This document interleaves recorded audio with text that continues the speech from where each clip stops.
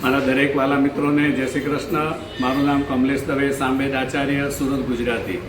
મિત્રો, પવિત્ર શ્રાવણ માસની અંદર આપણે ભગવાન શંકરને કયા ફૂલ ચડાવીએ તો આપણી કઈ કઈ મનોકામના પૂર્ણ થાય તો એ વિશે આપણે જાણીશું। તો સૌથી ભગવાનને જે પ્રિય ફૂલ છે તે છે આકડો।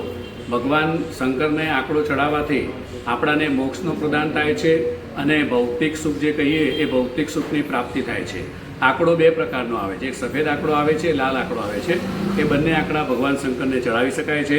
પછી ધતુરાનું ફૂલ અને ધતુરો પણ, એ ધતુરો ચડાવવાથી આપણાની અંદર જે અહંકાર હોય કે જે આપણાને કોઈ વસ્તુનું અભિમાન હોય તે દૂર થઈ જાય છે।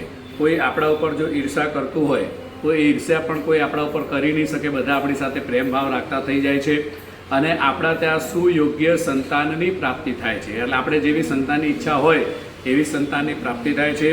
પછી ભગવાનને સમીપત્ર ચડાવવાનું અને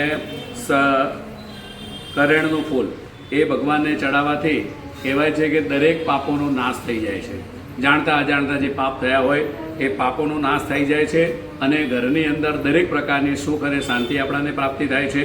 પછી ભગવાનને કરેણનું ફૂલ અને ચમેલીનું ફૂલ, કરેણ અને ચમેલીનું ફૂલ ચડાવવાથી આપણા ત્યાં નવા નવા વસ્ત્રોની પ્રાપ્તિ થાય છે। એટલે આપણે ભાગ્યશાળી હોય કે રોજ આપણને નવા વસ્ત્ર પહેરવા મળે છે। અને સૌથી મોટું છે સુખનું, વાહનનું સુખ। આપણે ઘણીવાર કોશિશ કરતા હોય કે કોઈક વાહન લાવીએ પણ જો નથી આવી શકતા તો કરેણનું ફૂલ ચડાવવાથી ભગવાન આપણને વાહનની સુખ આપે છે।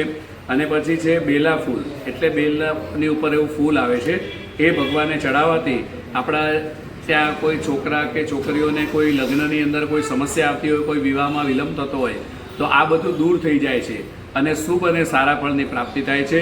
તો ચોક્કસપણે શ્રાવણ માસની અંદર આ બધા ફૂલ ચડાવી અને ભગવાન ભોળાને પ્રસન્ન કરજો। જો મિત્રો આ વિડીયો સારો લાગે તો સબસ્ક્રાઈબ કરજો, શેર કરજો, કોમેન્ટ કરજો, લાઈક કરજો અને ઇન્સ્ટા ઉપર પણ ફોલો કરવાનું ભૂલતા નહીં। જય શ્રી કૃષ્ણ।